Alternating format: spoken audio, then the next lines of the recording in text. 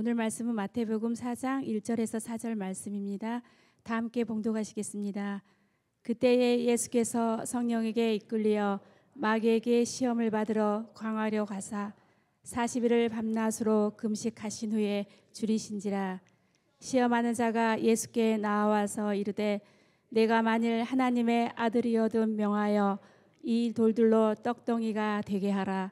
예수께서 대답하여 이르시되 기록되었으되 사람이 떡으로만 살 것이 아니요 하나님의 입으로부터 나오는 모든 말씀으로 살 것이라 하였느니라 하시니 아멘.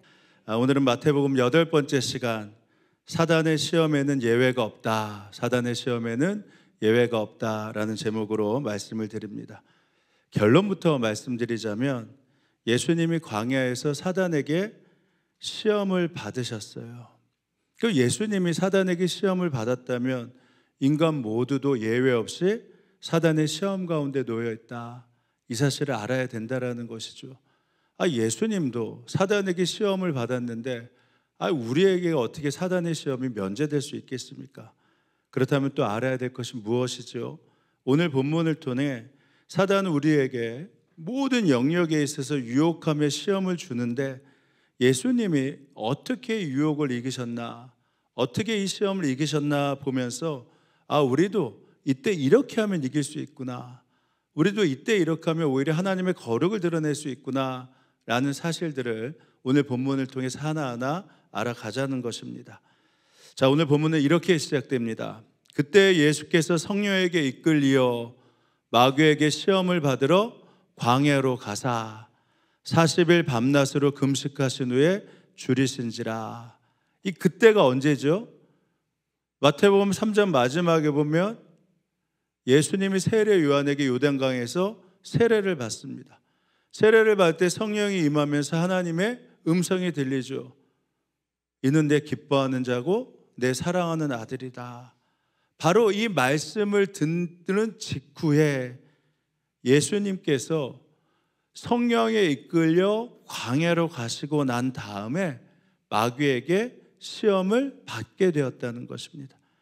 마가복음에는 아예 세례를 받은 다음에 예수님을 광야로 몰아내셨다, 성령이 몰아내셨다라고까지 이렇게 언급되어 있습니다. 예수께서 물속에서 막 올라오시는데 하늘이 갈라지고 성령이 비둘기같이 자기에게 내려오는 것을 보셨다. 그리고 하늘로부터 소리가 났다. 너는 내 사랑하는 아들이다. 내가 너를 좋아한다. 그리고 그 성령이 예수를 광야로 어떻게 됐다고요? 내보내셨다. 자, 예수님께서 성령이 가장 충만할 때 하늘문이 열리고 하늘의 음성이 들리는 그 신령한 시간, 바로 그 직후에 성령님께서는 정반대로 그것을 누리게 하신 것이 아니라 어떻게 했다고요? 광야로 내몰아서 시험을 받게 하셨다. 그러니까 이 구절이 언뜻 보면 이게 매치가 되지 않는 구절입니다. 성령에 이끌리셨다라는 말과 마귀에게 시험을 받으셨다, 이게 어떻게 어울릴 수 있습니까? 성령과 마귀는 동료예요? 아니면 정반대예요? 정반대 세력이잖아요. 성령은 하나님의 뜻에 순종하게 하는 영이고 마귀는 하나님의 뜻에 불순종하게 하는 영입니다.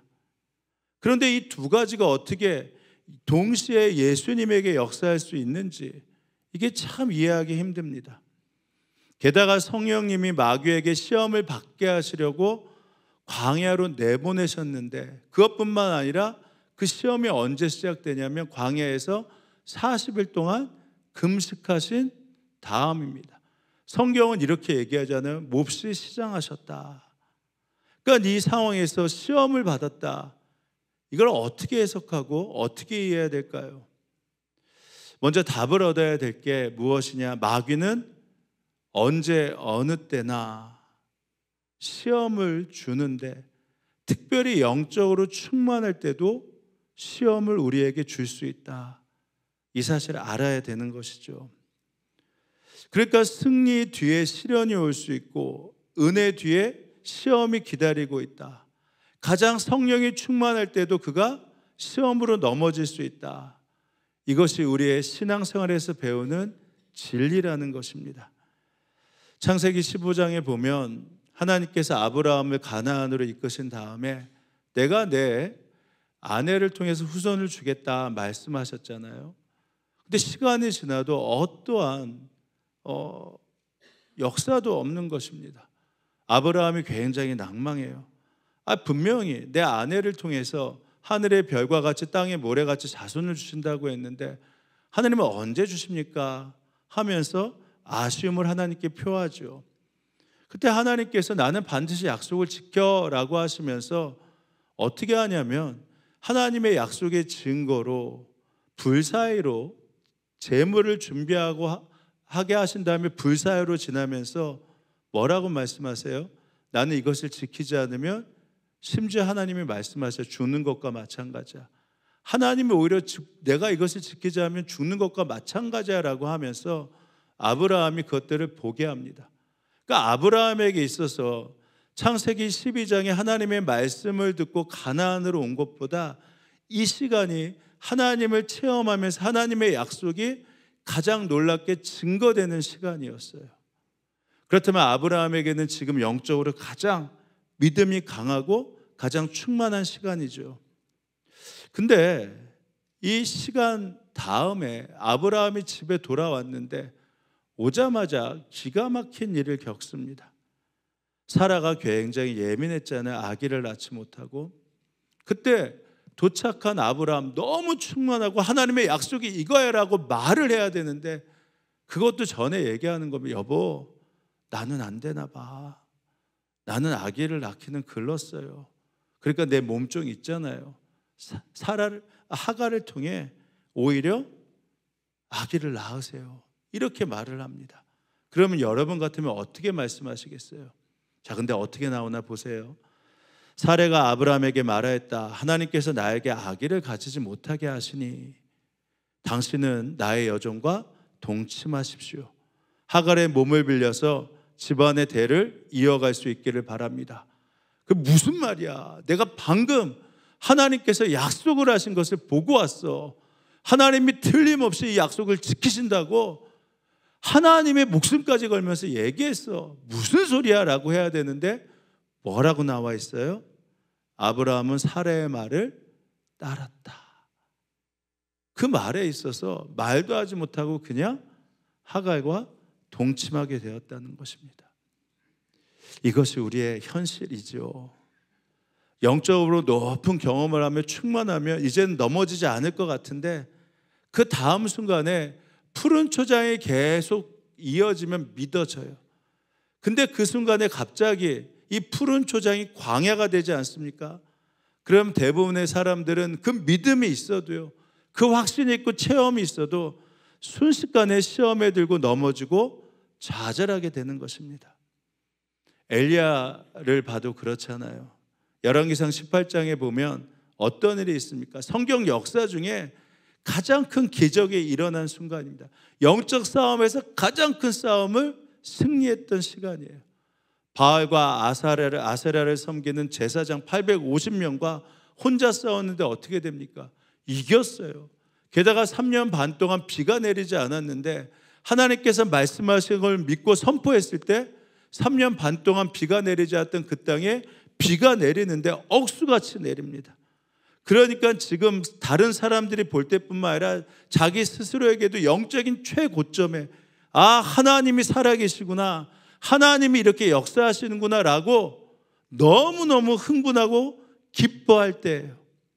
근데 그 다음 장 열왕기상 19장에 보면 그런 역사가 있었는데도 그 이세벨이 이놈 봐라, 엘리야 이놈을 내가 반드시 죽여야겠다 라고 말을 하는데 곳에 누가 또 가서 그래 엘리야에게 말했네요. 그러면 뭐라고 해야 돼요? 걱정하지 마, 이세벨이 나를 죽인다. 그럼 죽지 뭐. 하나님은 살아계셔 봤잖아 라고 해야 될 것 같은데 어떻게 돼요? 그 말을 듣자마자 순식간에 그 마음이 무너져서 깨갱, 그리고 광야로 도망을 칩니다. 그리고 로뎀나무 아래서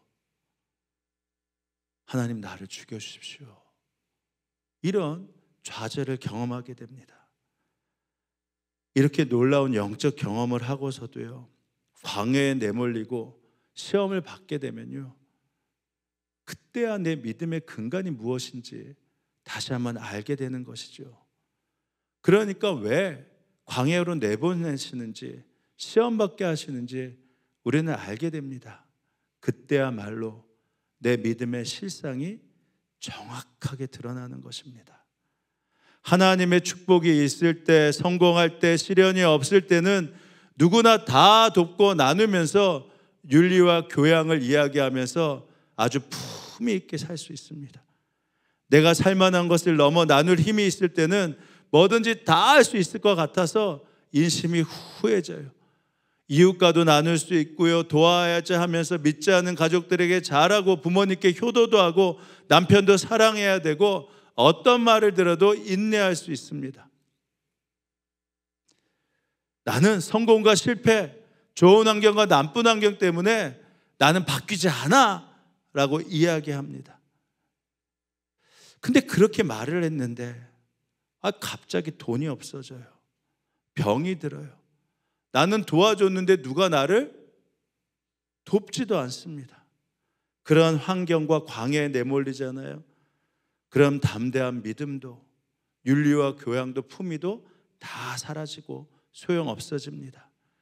배신의 광야, 가난의 광야, 질병의 광야에 맞닥뜨리면 하나님이 허락하셔서 성령님의 이끌려 내가 이 광야에 왔구나 라는 것들을 깨닫고 안다 할지라도요, 자기의 실상 앞에서 그것들을 이겨낼 재간이 없습니다.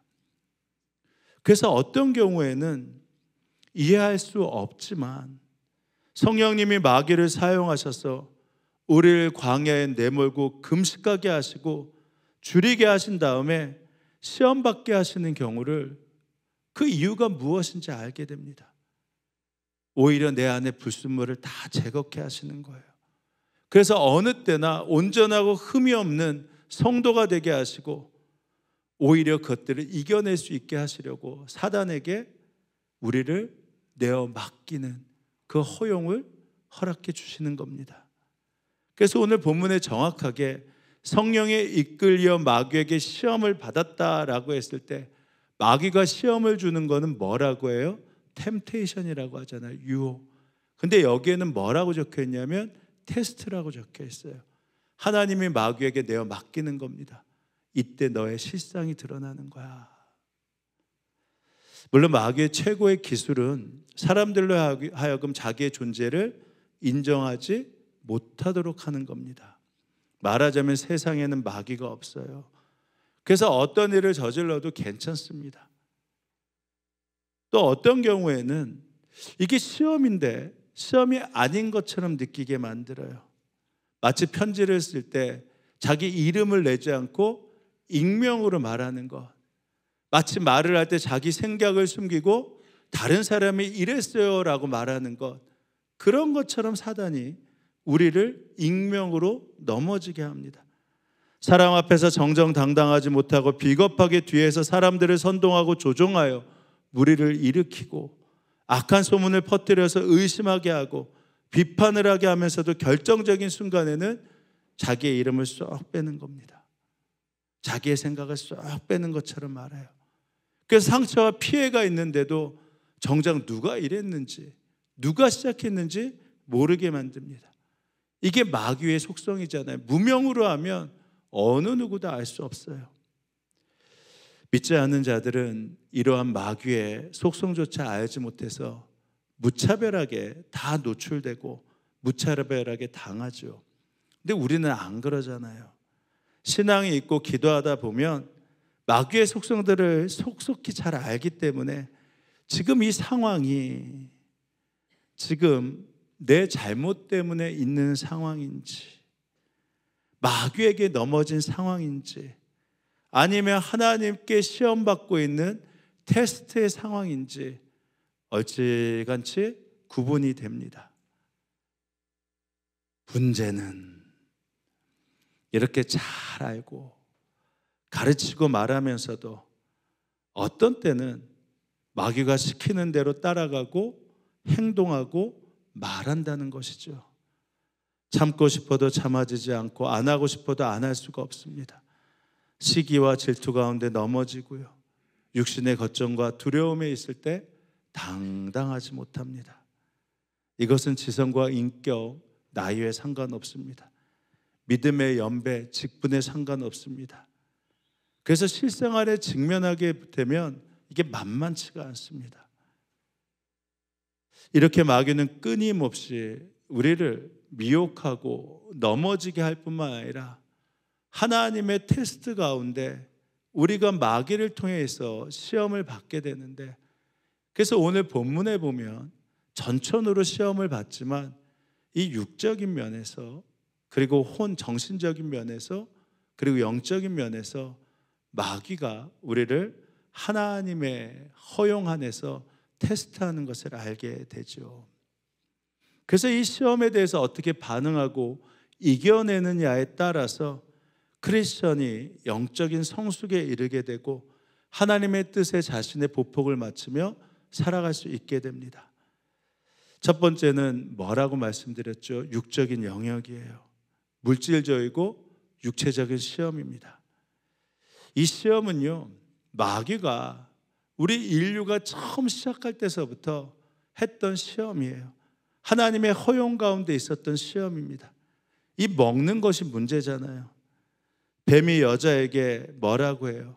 하나님께서 잘 들어 하와야, 하나님께서 이 동산에 있는 모든 것 정말 먹지 말라 하셨냐? 꼭 집어서 선악과를 먹지 말라 하셨냐라고 하면 그래라고 금세 분별이 되는데, 정말 이 모든 건 먹지 말라고 하셨어? 그러니까 곰곰이 생각해 보니까 다 먹게 하셨지라는 생각이 들기 시작해요. 너는 어느 정도 다 열매를 먹을 수 있잖아 라는 생각이 들기 시작하는 겁니다. 예수님도 동일한 시험 당하셨죠. 성경에 보면 40일 금식하고 난 다음에 시장하셨다고 정확하게 나와요. 그때 마귀가 식욕에 호소하잖아요. 너 배고프지? 그러니까 지쳐 쓰러져. 빨리 먹어야지. 이러다 큰일 나. 근데 너가 하나님의 아들이잖아. 진짜 만일 하나님의 아들이면 아니 돌을 가지고 떡을 만든 거 얼마든지 가능하잖아. 그거 먼저 먹어야지 하면서 먹는 것을 가지고 설득력 있게 유혹을 하죠. 시험하는 자가 사단이 예수께 나와 이르되 내가 만일 하나님의 아들이거든 명하여 이 돌들로 떡덩이가 되게 하라. 그래서 이 먹는 문제, 물질의 문제 앞에서 어떻게 반응하고 대처하느냐, 이것이 우리에게 하나님의 사람으로 나아갈 수 있는 중요한 포인트가 됩니다. 먹는 문제, 물질 앞에서. 두 번째, 한 걸음 더 나아가서 혼의 영역, 정신적인 영역으로 테스트를 하죠. 창세기에 보면 마귀가 선악과를 따먹도록 유혹한 다음에 하와가 따먹었을 때 뭐라고 해요? 너 이제 죽었어. 이랬으면 그때 회개라도 하죠. 근데 죽었어 하는 게 아니라 너는 정녕 죽지 아니하리라. 그게 무슨 말이에요?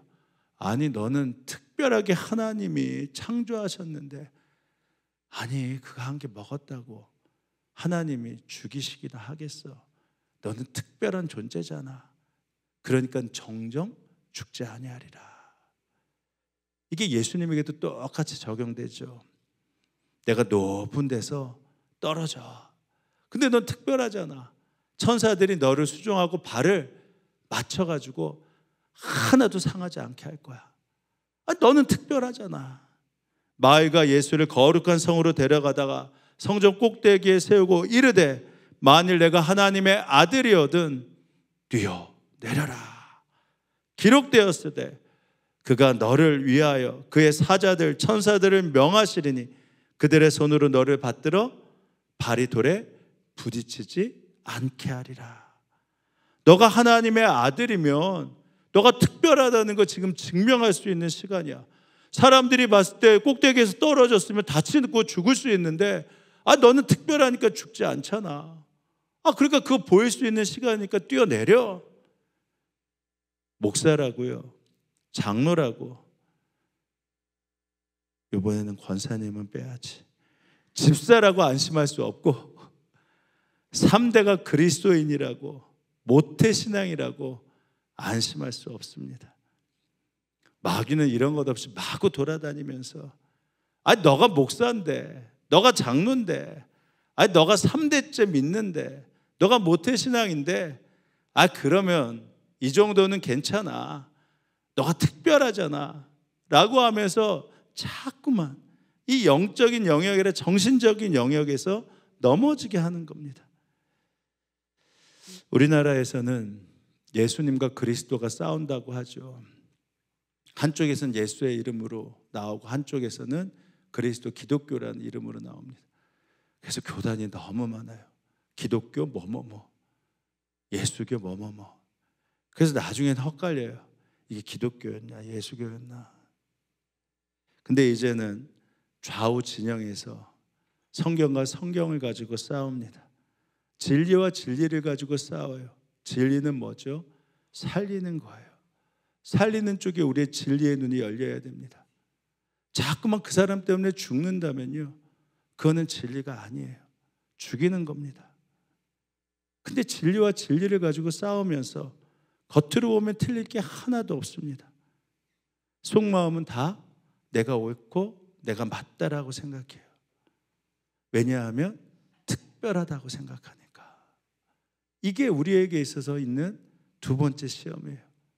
근데 가장 큰 시험이 뭡니까? 바로 영적인 영역, 영적인 유혹이잖아요. 대부분의 사람들이 물질의 유혹에 넘어가잖아요. 그러면 하나님의 사람들은 이것이 잘못된 것을 금세 압니다. 지성적이고 세련된 사람은요, 오히려 정신적인 영역에서 넘어졌을 때 갈등하고 번민하면서 교양과 진리 앞에서, 아니 하나님의 말씀 앞에서 이것이 내가 잘못됐구나 라는 것을 알게 됩니다. 근데 실제적으로 가장 큰 영적인 유혹에서는 오히려 넘어지기 시작하면 헤어날 방법이 없어요. 영적인 권세에 도전하면서 하나님의 영광과 자기의 영광을 같은 등급으로 만들어 버립니다. 내가 낫다는 것을 넘어서는 것이죠. 창세기 3장 5절에 보면 마귀가 하와에게 마지막으로 이렇게 유혹하죠. 내가 그것을 먹는 날에는 내 눈이 밝아져 누구와 같이 된다고 해요? 하나님과 같이 되어, 하나님의 영광이나 너의 영광이나 같이 되어, 하나님이 선악을 알고 계시는데 너도 선악을 구별할 수 있게 돼. 그러면서 하나님의 영광 앞에 자기의 영광을 동일시하게 만듭니다. 이게 최고의 유혹이죠. 예수님에게도 그렇게 유혹을 합니다. 또 지극히 높은 산으로 마귀가 데리고 가서 천하 만국의 영광을 보여줘요. 이 영광은 하나님만 받을 필요가 있어? 너도 받아야 되잖아. 그러니까 나한테 한 번만 절하면 너도 하나님처럼 그 영광을 다 받을 수 있어. 너가 하나님 같이 될 수 있어. 그래서 이 육적인 영역, 혼적인 영역, 영적인 영역에서 우리를 늘 언제나 넘어뜨리게 되죠. 그래서 사도 바울은 그 사도 요한은 꼭 집어서 얘기하잖아요. 육신의 정욕, 안목의 정욕, 이생의 자랑에 빠지지 말라. 자, 이제 어떻게 하면 이 세 가지 테스트를 이겨낼 수 있을까? 근데 오늘은 시간상 첫 번째 육의 영역, 물질적이고 육체적인 영역에 대해서 4절까지만 보면서 함께 나누는 시간을 갖도록 하겠습니다. 말씀드린 대로 이러한 시험 우리에게 자주 오죠. 예수를 잘 믿는데도 얼마나 자주 이 물질적인 이 유혹에 넘어가고 육체적인 이 욕구에 넘어지는지 모릅니다. 예수님을 적당히 믿는 사람도 잘 먹고 또 세속적으로 잘 살고 성공하는데, 근데 나는 예수님 잘 믿는다고 하는데 계속해서 어려움을 겪어요. 그러면 우리 안에 오해하는 오해가 생깁니다. 이게 뭐가 문제지? 그러면 그때 나도 먼저 하나님 믿는 사람이니까, 그러니까 나도 먼저 잘 돼야겠다. 수단 방법 가리지 않고 물질부터 모아야겠다. 육체적인 필요에 따라 모든 것들을 일단 좀 채워놔야겠다. 이게 먼저 아니냐. 좋은 집, 좋은 옷, 좋은 음식, 좋은 자동차 가져야 되는 거 아니냐. 어쨌든 예수 믿는 사람 잘 먹고 잘 사는 게 먼저 아니냐. 수단과 방법 가리지 말고 잘 살고 그 다음에 그거 가지고 11조를 하던 개척교회를 섬기던 교회를 섬기면 될 거 아니냐. 이 마귀의 유혹 가운데요 자꾸만 타협을 하게 됩니다. 그러니까 사탄이 생존의 문제를 가지고 꼬드긴 것이 아니라 상투적인 표현입니다만 너가 하나님의 아들이니까 더 나은 게, 절 잘 사는 게, 더 모든 것을 채우는 게 뭐가 문제야 하면서 우리의 정체성을 가지고 바로 육적인 영역에서 자꾸만 테스트를 하죠. 그러면서 이렇게 말하잖아요. 반대로 너 맨날 하나님 믿는다고 했다가 그때 그렇게 해서 너 아프면 누가 도와줘? 너 떨어지면 누가 도와줘? 너 책임질 사람이 누가 있어? 누가 너 책임진대? 이 정도인데 하나님이 너를 책임질 것 같아? 하면서 교묘하게 유혹하면서 미혹하고 협박도 하죠. 하지만 지나온 삶 생각해 보십시오. 환경이 바뀐다고 정말 문제가 해결됐습니까? 힘든 환경 합리화하면서 나 먼저 했을 때 그래서 정말 나아졌습니까? 하나님은 육신 경제적인 문제, 이 문제를 가지고 사탄을 통해 테스트하시며 말씀하시는 것이 있는 것이죠. 아니, 이 테스트 앞에서 말씀하시고 싶은 것이 우리에게 있잖아요. 내가 지금 육신의 문제를 내려놓지 못하는 거 정말 환경 때문이냐? 아니면 내 육신 때문이냐? 그래서 주님이 이 테스트를 통해서 말씀하시잖아요. 너가 지금 이 문제 앞에서 환경 때문에 내려놓지 못하는 거냐? 아니면 내 욕심 때문에 내려놓지 못하는 거냐? 어느 집사님이 맏며느리로 시집을 갔는데 근데 자기가 암만 잘해도 이 동서가 싹싹하고 말을 잘하나 봐요. 그러니까 이 시어머니가 동서를 그렇게 이뻐하는 겁니다. 그 평소에는 나는 나중에 이 동서랑 살 거야. 노래를 하셨어요. 그러다 아버지가, 시아버지가 중풍으로 쓰러지셨죠. 이 생사가 위태롭게 되니까 막상 동서는 거들떠보지도 않고, 그러니 맏며느리인 자기가 간호할 수밖에 없죠. 특별히 그가 예수님을 믿으니까, 집사님이니까 혹시 이러다가 아버지 돌아가시면 큰일 나겠어서, 그래서 예수를 믿게 해야 되니까 병원에 계신 6개월 동안 최선을 다해서 섬기고, 퇴원 후에도 매일 찾아가서 병수발도 돕고 시어머니도 잘 챙겼어요. 아침 6시에 가서 밥 차려드리고 대소변 가리고 씻겨드리고 하루도 빠짐없이 하는데, 이 동서는 가끔 들려서 얼굴만 보고 갑니다. 그러니 얼마나 얄미워 이 동서가. 근데 본인이 마타하다 보니까 이 시아버지가 장애인이 등록이 되잖아요. 그래서 그것을 가지고 시아버지로 앞으로 오는 등록증을 가지고 이용하면서 또 휴대폰 요금도, 자동차 연료비도, 전기비도 또 할인받을 수 있는 것은 또 다 받고 있었습니다. 4년이 돼서 시간이 지나니까 시어머니가 이제 좀 재산을 분배해야겠다라고 하면서 마지에게 조금 더 줘야겠다라고 하죠. 그랬더니 동서가 발끈하면서 어떻게 해요 어머니, 똑같이 나눠야죠. 이러면서 목소리가 커지는 겁니다. 시아버지를 모셨던 이 집사님 마음이 어떻겠어요? 그리고 동서가 얼마나 얄밉겠습니까? 당연한 거 아니겠습니까? 근데 어느 날 기도하는데 먼저 자신을 보게 하시는 겁니다. 너는 욕심이 없냐? 아버지 장애인 등록증 가지고 이것저것 혜택을 누리면서 동서가 욕심낸다고 그거 미워하고 얄밉게 보는 거 그게 정상이냐 하면서 부끄럽기 시작했습니다. 기도하면서도 같은 자기의 욕심을 보기 시작했죠. 돌보지 않는 동서, 그러면서 챙기기만 하는 동서가 얄미웠는데, 그리고 그때 가만히 있는 남편이 원망스러웠는데, 나도 예수 안 믿었으면 동서랑 똑같겠지, 나도 첫째가 아니었으면 동서랑 똑같겠지, 그런 생각이 들면서 욕심 내려놓고 사랑하게 해달라고 기도하기 시작했습니다. 그러니까 마음이 편해졌어요. 아마 이런 명절이 아니었을까 싶습니다. 가족이 다 모였을 때 시어머니께 말씀드렸죠. 어머니, 제가 돈 바라고 아버지 모시는 것 아니에요. 주실 게 있으면 똑같이 나눠주세요. 제가 바라는 것은 아버지 어머니 예수님 믿고 천국 가시는 것이고, 돌아가시면 제사 안 드리고 추도 예배 드릴 수 있게 되는 거예요. 그러니까 어머니가 말씀하시는 거예요.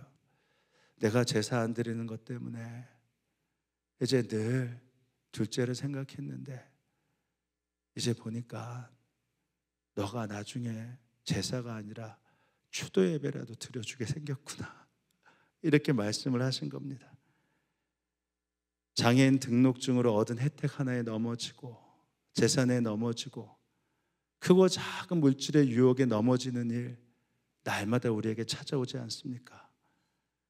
하나님은 이러한 시험을 통해서 환경이 아니라 먼저 자기 욕심을 보고 말씀을 통해 내 죄를 보게 하시고, 시어머니의 구원을 통해 모든 것들을 먼저 내려놓길 원하는 그 주님의 마음, 그것이 우리에게 동일하게 적용되는 거 아니겠습니까? 이렇게 말씀드리면 이런 말씀들 하세요. 목사님은 안 당해봐서 몰라요. 이러시는데 모르긴 뭘 모릅니까? 물질의 질량의 문제가 다를 뿐이지 누구도 이 시험 다 겪게 됩니다.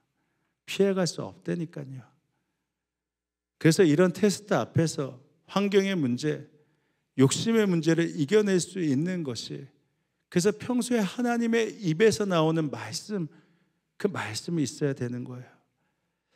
예수께서 대답하여 이르시되 사람이 떡으로만 살 것이 아니요 하나님의 입으로부터 나오는 모든 말씀으로 살 것이라. 하나님의 입으로 나오는 모든 말씀으로 살게 되면, 그러면 그때 말씀이 먼저 적용될 수 있다. 그래서 하나님의 입으로 나오는 말씀이 우리가 보통 이렇게 쓰여져 있고 있는 로고스가 아니라, 여기엔 독특한 헬라어가 쓰였는데 판테레마티라는 단어가 쓰였어요. 이게 무엇이냐면, 그냥 여기 쓰여진 말씀이 아니라 너가 평소에 이 말씀을 살아있는 말씀으로 계속해서 적용하고 정형하고 살다 보면, 그렇다면 바로 그때 그 유혹 앞에서 다시 너가 이것을 적용하면서 이겨낼 수 있고 살아갈 수 있고, 환경이 아니라 주님의 말씀으로 반응할 수 있다 말씀하시는 겁니다. 그래서 진정한 우리의 문제는 의식주가 아니라 참된 양식, 살아있는 하나님의 말씀을 계속해서 적용하며 사는 것이죠. 이것이 먼저 있게 되고 적용되기 시작하면 결국은 나머지 문제들을 풀어갈 수 있습니다. 여러분, 정말 하나님이 마귀보다 우리의 의식주에 관심이 없으실까요? 하나님은 우리의 의식주에 관심이 굉장히 많으십니다. 세밀하게 잘 알고 계시고 살펴보고 계신 것 기억하셔야 됩니다. 바울이 빌립보서 4장에 보면 나의 하나님께서 자기의 풍성하심을 따라 너희에게 필요한 것을 채워주실 것이다. 마태복음 6장에 보면 목숨을 위하여서 무엇을 먹을까, 무엇을 마실까, 무엇을 입을까 걱정하지 마라. 공중의 새를 보라, 들의 백합화를 보라. 오늘 있다가 내일 아궁이로 들어가는 들풀도 하나님이 돌보실 것을 하물며 너희일까 보냐. 그러니까 하나님은 우리의 먹고 사는 문제에 굉장히 관심이 많으십니다. 성경은 청빈론이 아니에요. 청불론입니다. 잘 살고 잘 먹길 원하세요. 그러나 이 말씀을 적용하지 못하면 아시죠? 입고 사는 문제 해결하고 넘쳐도요, 여전히 마음 바꾸지 못합니다. 세상과 다를 바 없는 인생, 똑같이 살게 됩니다. 우리 교회는 다니지 않지만 꽤 오랜 시간 유튜브로 말씀을 듣고 그래서 그 말씀 앞에 서면서 기도를 받았던 청년이 있어요. 근데 작년 6월에 미국 뉴욕에 있는 아주 좋은 대학에 입학하게 됐습니다. 근데 아직 장학금이 확정되지 않아서 수업료하며 정말 많은 돈이 필요했습니다. 정말 어마어마하더군요. 수업료와 생활비, 거주비가. 그래도 말씀을 듣고 그 방황하던 거 이겨내고 자신의 비전을 찾아 공부할 수 있고 그리고 유학 가는 것이 너무너무 감사했어요. 고마웠습니다. 유학 가기 전에 기도받으러 온다고 하길래 너무 기쁜 마음으로 축복해주고 또 온 거 공항에서 밥이라도 사 먹게 해야겠다 그렇게 생각을 하며 준비를 했죠. 월요일 날 저녁에 그 어머니와 함께 기도받으러 오셨는데 이 간증을 하는데 이 학교에 들어가게 된 상황이 정말 기적이고 은혜였습니다. 그리고 기도를 마치고 잘 다녀오라고 하는데 이 어머니와 그 청년이 조심스럽게 이 봉투를 꺼내는 거예요. 미국에 유학을 가면서 당장 현금이 없으니까 이 몇 가지 재산을 처분하게 되었는데 이 청년이 말한 겁니다. 엄마, 그래도 이 유학 비용 하나님이 주신 거니까 그래도 유학 비용의 11조를 하나님께 드렸으면 좋겠어. 그래서 마침 선교팀이 와서 선교팀에게 헌금도 하고 그 바꾼 달러를 가져왔어요. 근데 꺼내놓는데 깜짝 놀랐습니다. 7,150달러. 한국 돈으로 1,000만 원 정도 됐어요. 그리고 이렇게 말해요. 다음 세대에 쓰셨으면 좋겠고 이것을 꼭 무명으로 해 주십시오. 그러면서 너무너무 좋겠다고 하면서 너무너무 행복해 하십니다. 아니 이렇게 말하는 청년이나 그렇게 말한다고 기뻐하는 어머니나 그러면서 1,000만 원을 가져오면서 이것을 목적에 맞게 꼭 써달라고 하는 그 모습이 너무 특별하지 않습니까? 목적은 목적대로 헌금대로 헌금대로 쓰여야 돼요. 절대 딴 데 쓰면 안 됩니다. 오히려 하나님이 그것들을 채우시는 것을 오히려 터지게 만들어요. 생각해 보세요. 앞으로 재정이 많이 들어가고 해야 할 것이 많은데 어떻게 그렇게 쉽게 결정을 내려요? 내 집이 먼저이고 내 공부가 먼저이고 내 입이 먼저인데 어떻게 그렇게 합니까? 제가 그 모습을 그리고 그 말을 듣고선 그랬어요. 우리 영혼이 하나님의 말씀에 의해 만족되기 시작하면 먼저 그의 나라와 그의 의를 구하는 것이 얼마나 중요한지 알게 되는데 너는 벌써부터 하나님의 입으로 나오는 말씀대로 살 것이라는 이 말씀을 믿고 감사하고 기뻐할 수 있게 되었으니 정말 하나님이 책임져 주실 거야. 아니, 이제 너 정도 되면 너가 원하는 대로 하나님이 책임져 주시지 않더라도 너는 절대 후회하지 않을 거야.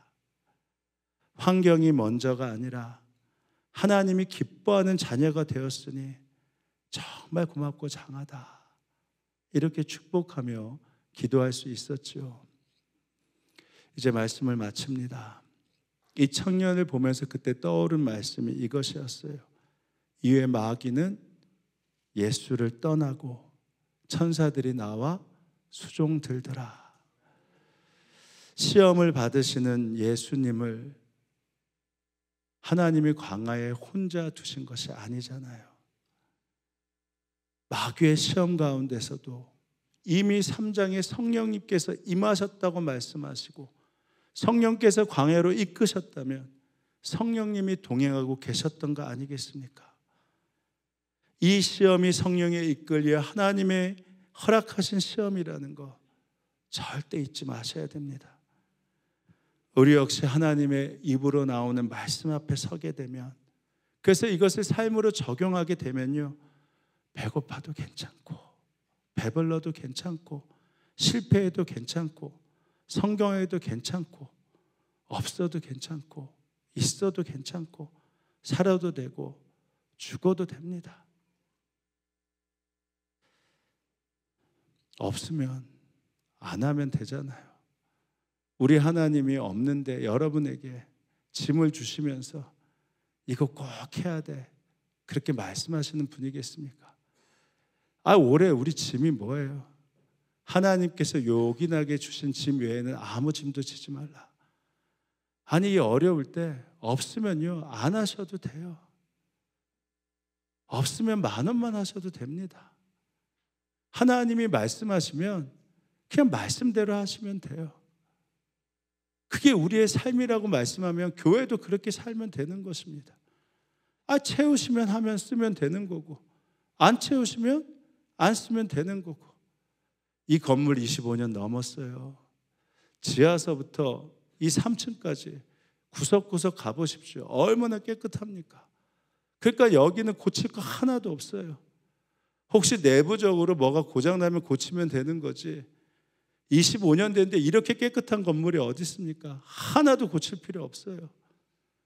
교회는 그냥 선교하라 하면 선교하시면 되고, 그냥 멈추라 하면 멈추면 되는 거고, 쓰라 하시면 쓰면 되는 거고, 아끼라 하면 아끼면 되는 거고. 여러분에게 그렇게 말씀드리면서 교회가 무리해서 무엇을 한다 이게 무슨 소용이 있겠습니까? 오히려 우리가 70주년을 맞이한다면 영적으로 우리가 하나님 앞에 어떻게 설 것인가, 그것이 더 중요한 것이죠.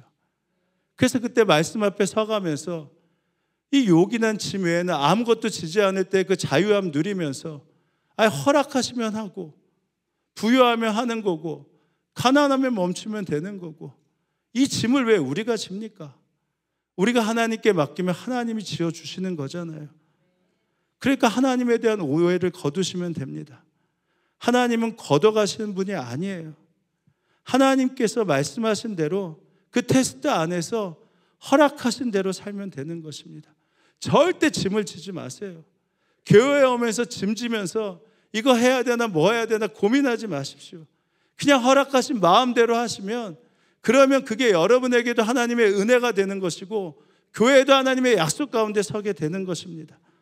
그러면 주의 능력 안에서 모든 것을 할 수 있다. 이 말씀 우리가 맨날 고백하면서 이 말씀대로 살 수 있게 되는 것이죠. 내가 궁핍해서 이렇게 말하는 것도 아닙니다. 나는 어떤 처지에서도 스스로 만족하는 법을 배웠습니다. 할렐루야. 어떤 처지에서도 스스로, 누가 시키지 않아도 스스로 만족하는 법을 배웠습니다. 나는 비천하게 살 줄도 알고 풍족하게 살 줄도 압니다. 배불러도 되고 배고파도 되고 어떠한 경우에도 뭐라고요? 적응할 수 있는 일체의 비결을 배웠습니다. 왜? 나에게 능력 주시는 분 안에서 모든 것을 할 수 있으니까. 할렐루야! 할렐루야! 그러니까 절대 부담 갖지 마세요. 이 육신의 이 테스트 앞에서 우리가 가벼워져야 됩니다. 그래야지만 주님의 뜻을 알고 주님의 뜻대로 순종하면서 나아갈 수 있게 돼요. 그러면 성령과 우리가 옳다, 이 진리 앞에서 얼마나 자유하면서 나아갈 수 있는지 모릅니다. 이제 기도하실 때 이렇게 기도하길 원합니다. 주님의 테스트임을 알고 자꾸만 넘어지는데, 왜 이런 일이 오는지 아는데 여전히 물질과 먹는 것에 쉽게 내려놓지 못합니다. 이제는 예수님이 인도하여 주옵소서. 그리하여 주님의 방법과 뜻 안에서 내게 능력 주시는 주님 안에서 살아갈 수 있는 은혜와 기쁨을 더하여 주옵소서. 우리 이렇게 함께 기도하시겠습니다. 기도합니다. 하나님 아버지, 하나님께서 주시는 놀라운 은혜와 약속 마음껏 경험하게 하시고 그 축복과 은혜들을 누릴 수 있도록 인도하여 주시옵소서. 없으면 못하는 것이 허락하심에 있는 것으로 알면서 하나님에 대한 오해를 거두며 하나님 아버지의 모든 것 가운데서 적응할 수 있는 일체의 비결 가운데 모든 삶을 살아갈 수 있도록 인도하여 주옵소서. 그래서 그 은혜 가운데 서게 하시고 그 약속 가운데 서게 하시고 그 축복 가운데 설 수 있는 놀라운 은혜와 약속들을 마음껏 허락하여 주옵소서. 그럴 때 주님 부어주시고 채워주시고 안 주시면 안 주신 대로 감사할 수 있는 그 축복들을 마음껏 허락하시고 기쁨과 감사 안에서 설 수 있도록 인도하여 주옵소서. 은혜와 사랑이 충만하신 하나님, 우리 믿는 자들은 모두 성령에 이끌리어 광야에 서 있을 때가 있습니다. 하나님이 주신 가정에서, 직장에서, 자녀 문제에서, 물질 문제에서 풀리지 않는 어려움에 직면해 있습니다. 이것이 주님 안에서 허용된 테스트임을 알지만 이 모든 시험 앞에서 거의 참패를 하였습니다. 시험을 이기지 못했습니다.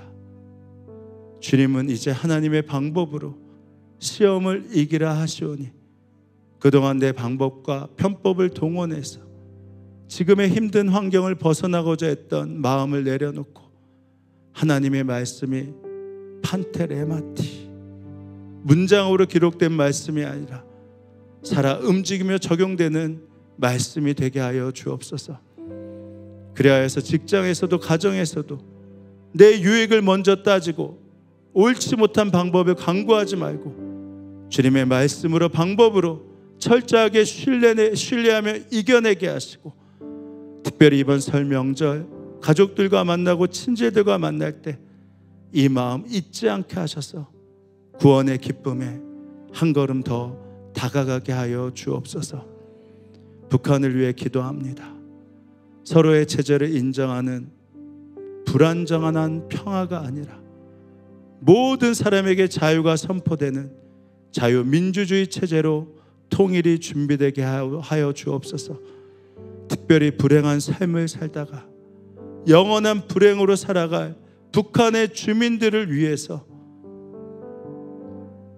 다가갔다 억류되신 목사님, 선교사님, 성도들, 또 지하교회 성도들과 함께 하셔서 그들을 보호하여 주옵소서. 전 세계에 흩어진 선교사님들을 지켜주시고 오늘도 주님께 물질을 드렸습니다. 우리의 예물을 받아 주옵소서. 감사드리며 예수님의 이름으로 기도합니다. 아멘. 자, 이 시간 먼저 좀 위로하는 시간 가져야겠습니다. 구미호 권사님, 그리고 잠깐 일어나시죠. 한배원 집사님 오셨습니다. 그리고 우리 형일이 형주 박정수 권사님 천국 입성하셨는데 그 귀한 예배 가운데 함께 하셨습니다. 참 감사하더군요. 온 가족이 예수 안에 있는 거. 그러나 마음에 많은 아픔들이 있죠. 우리 힘내시라고 위로의 박수 함께하는 시간 갖도록 하겠습니다. 자, 우리 다 함께 일어나실까요? 자, 우리 옆에 사람과 이렇게 힘있게 이야기합니다. 성령과 우리는 옳습니다. 설 명절 잘 지내십시오. 주님의 손 앞에 우리가 서서 나아갑니다. 우리 함께 찬양합니다. 전능하신 하나님 보호하시고 지켜주시고 채워주시고 응답하십니다.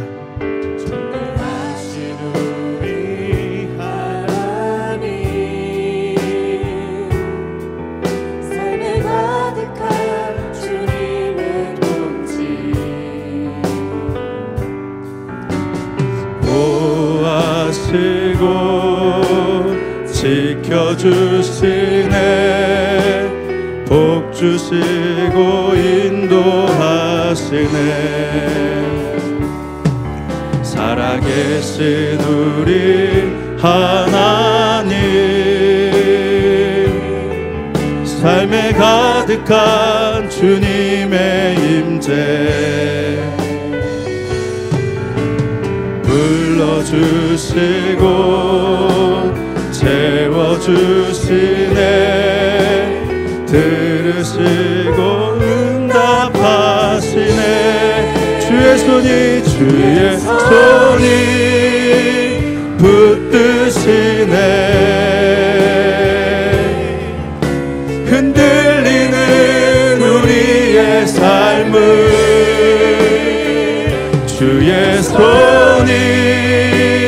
고치시네. 상한 우리의 마음을 주의 손이 붙드시네. 흔들리는 우리의 삶을 주의 손이 고치시네. 상한 우리의 마음을.